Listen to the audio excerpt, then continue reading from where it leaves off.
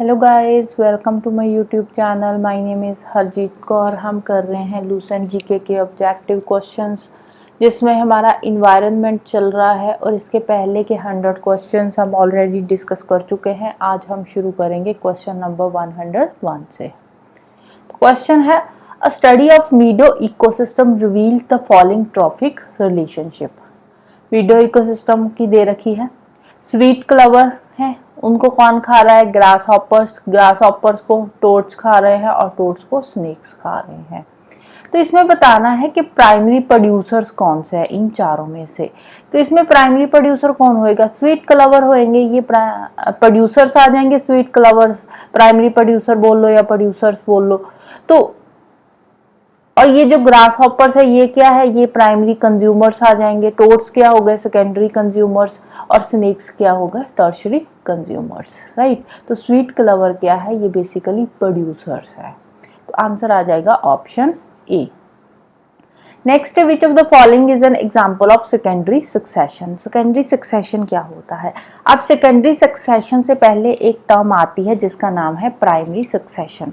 Primary succession क्या होता है? सेकेंडरी सक्सेशन से पहले हम पढ़ेंगे प्राइमरी सक्सेशन। प्राइमरी सक्सेशन में क्या होता है कि कोई भी बैरन हैबिटेट है, कोई भी बैरन हैबिटेट हो सकता है, कोई फॉरेस्ट का हैबिटेट हो सकता है, किसी भी जगह का कोई भी बैरन हैबिटेट है, वहां पे जब कोई न्यू लाइफ स्टार्ट होती है तो उसको बोलते हैं प्राइमरी सक्सेशन। यहाँ पे न्यू लाइफ स्टार्ट हो रही है। अब ये जो न्यू लाइफ है ये एनिमल्स की भी हो सकती है, प्लांट्स की भी हो सकती है। यहाँ पे जो न्यू लाइफ स्टार्ट हो रही है उसको क्या बोल रहे हैं? Primary succession. अब उसके बाद क्या हुआ? अब उसके बाद इसमें कोई डिस्टर्बेंस आई due to various factors like human interference की वजह से। अब क्या है? यहाँ पे फॉरेस्ट इकोसिस्टम है, फॉरेस्ट फायर हो गई या डिफॉरेस्टेशन हो गई, जिसकी वजह से यहाँ की जो क्लाइमेक्स कम्युनिटी है वो कम्युनिटी डिस्टर्ब हो गई। तो उससे क्या है? उससे जो यहाँ पे नई कम्युनिटी बनेगी उसको बोलते हैं सेकेंडरी सक्सेशन। क्योंकि ये जो फर्स्ट टाइम ये जो क्लाइमेक्स कम्युनिटी थी ये क्या है? ये डिस्टर्ब हो गई। डिस्टर्ब होएगी तो एक नई कम्युनिटी यहाँ पे आएगी, कोई भी बाहर से आकर रहेगी या उसी में ही कुछ चेंजेस आएगी। तो उसको उसमें जो चेंजेस आती है उसके बाद जो नई सक्सेशन बनती है उसको बोलते हैं सेकेंडरी सक्सेशन। राइट। तो आंसर क्या आ जाएगा हमारा? Option B, abandoned farm field covered with weeds and shrubs. Farm field है, पहले ऐसे ही खुला छोड़ा हुआ है, इसमें कुछ भी नहीं है, कोई वेजिटेशन नहीं है, कुछ नहीं है, लेकिन कुछ टाइम बाद वहां पे एकदम से कुछ भी हुआ है, कोई एकदम से प्रेसिपिटेशन होनी शुरू हो गई, रेनफॉल बहुत ज्यादा बढ़ गई, उससे क्या है? यहाँ पे वीड्स और श्रब्स की वेजिटेशन जो है ग्रो होनी शुरू हो गई। तो इसको क्या बोलते हैं? Secondary succession. प्राइमरी सक्सेशन में क्या था? ये अबैंडन्ड फार्म फील्ड था, अबैंडन था, यहाँ पे कुछ भी नहीं था, ये खाली था प्राइमरी सक्सेशन के अंदर। सेकेंडरी सक्सेशन में क्या हुआ? सेकेंडरी सक्सेशन में इसमें वीड्स और श्रब्स जो है ग्रो होने शुरू हो गए। राइट।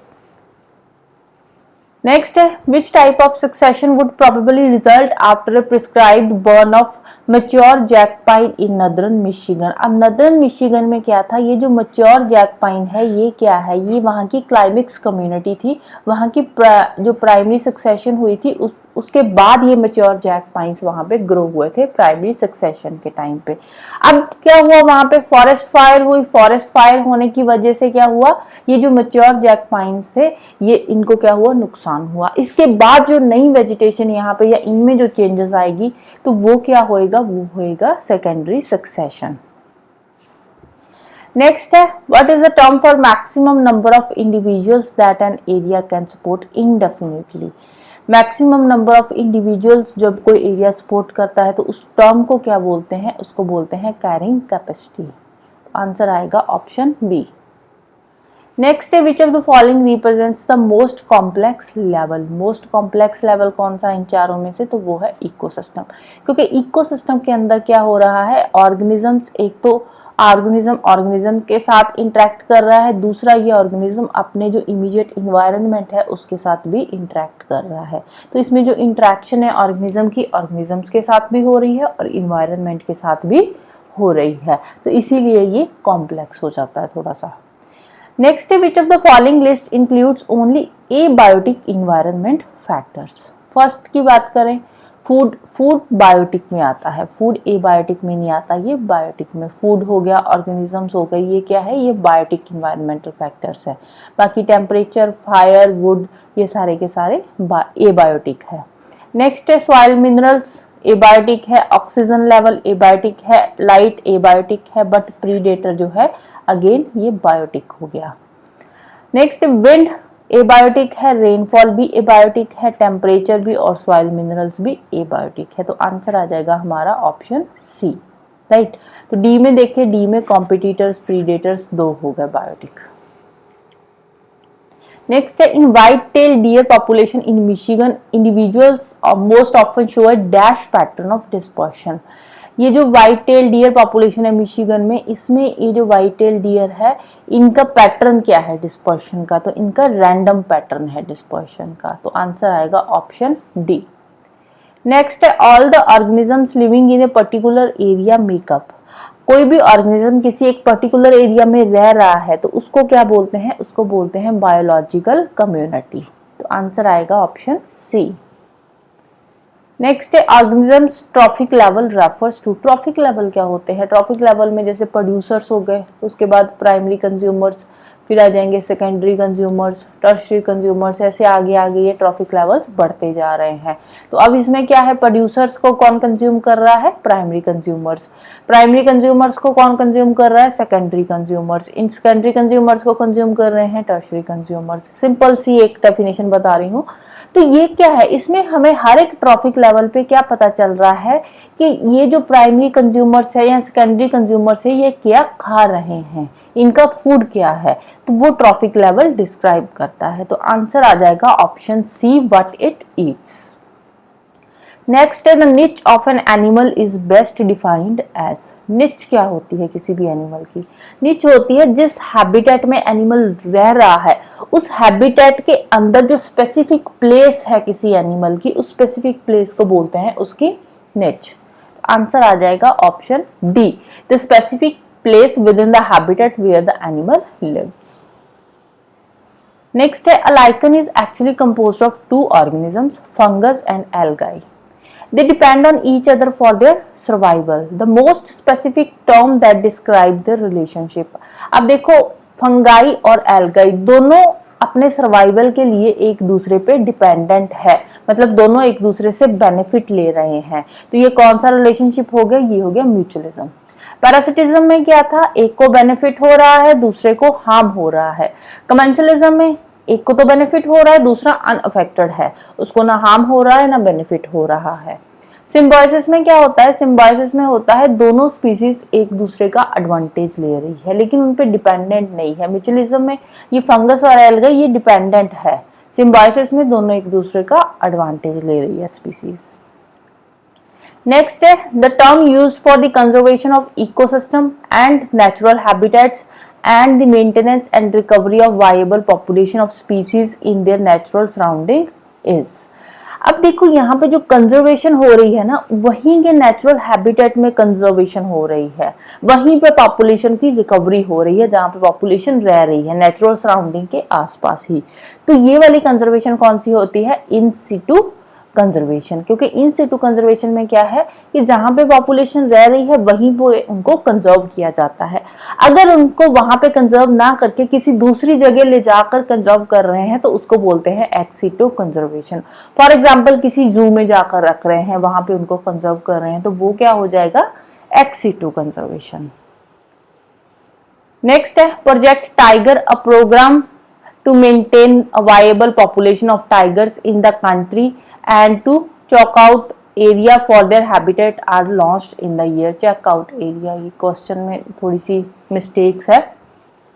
तो प्रोजेक्ट टाइगर बेसिकली क्वेश्चन क्या है, क्वेश्चन ये है कि प्रोजेक्ट टाइगर जो है ये कब लॉन्च हुआ था, ये लॉन्च हुआ था 1973 में, राइट। तो आंसर आ जाएगा option B. Next, sea turtles are called living fossils for they have been on the earth in their present form for over 150 million years. Of the 5 species of sea turtles found in the waters of Indian subcontinent, which is the most populous species? सबसे ज़्यादा populous species कौन सी है sea turtle की, तो वो है olive ridley sea turtle। तो answer आएगा ऑप्शन सी। नेक्स्ट है the giant Panda is the official symbol of WWF world wide fund for nature.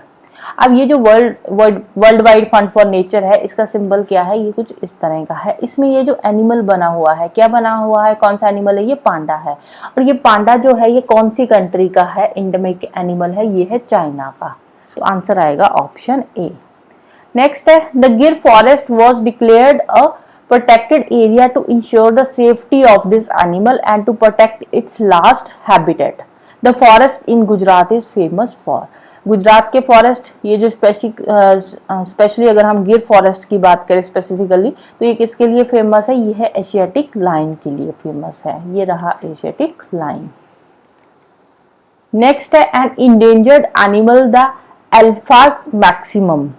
एल्फास maximus is now predominantly found in the protected wildlife sanctuaries and national parks of Kerala, Karnataka and Odisha. अब ये जो एलिफास Maximus है, इसका common name क्या है, इसका common name है Asian elephant. तो आंसर आएगा ऑप्शन बी।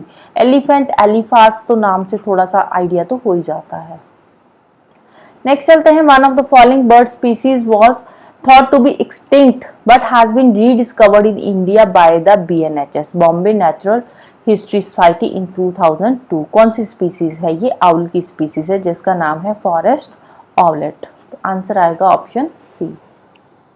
नेक्स्ट है which of the following species of rhinoceros is said to be the most critically endangered species. Rhinoceros की कौन सी ऐसी स्पीसीज है जो मोस्ट क्रिटिकली इंडेंजर्ड स्पीसीज में आती है, तो वो है जावन राइनो, राइट। नेक्स्ट है mangroves are salt tolerant forest ecosystem. Mangroves क्या होते हैं, जो कि सॉल्ट टॉलरेंट फॉरेस्ट इकोसिस्टम में आते हैं, राइट। मार्शी एरियाज में ज्यादातर होते हैं, जिसमें थोड़ा बहुत तो टेरेस्ट्रियल इकोसिस्टम भी होता है, थोड़ा बहुत उसमें जो ओशन का वो पानी भी आया होता है। तो इसीलिए ओशन का पानी और टेरेस्ट्रियल इकोसिस्टम दोनों इकोसिस्टम मिक्स हुए हैं, तो इसीलिए ये सॉल्ट टॉलरेंट फॉरेस्ट इकोसिस्टम में आता है। Name the largest mangrove forest in the world that constitute 7% of the world's mangroves, house a variety of wildlife sanctuaries and are also a potential site to harness tidal energy। अब ये world के सबसे largest mangrove forest कौन से हैं, तो वो है इंडिया में, कौन से, सुंदरबन फॉरेस्ट।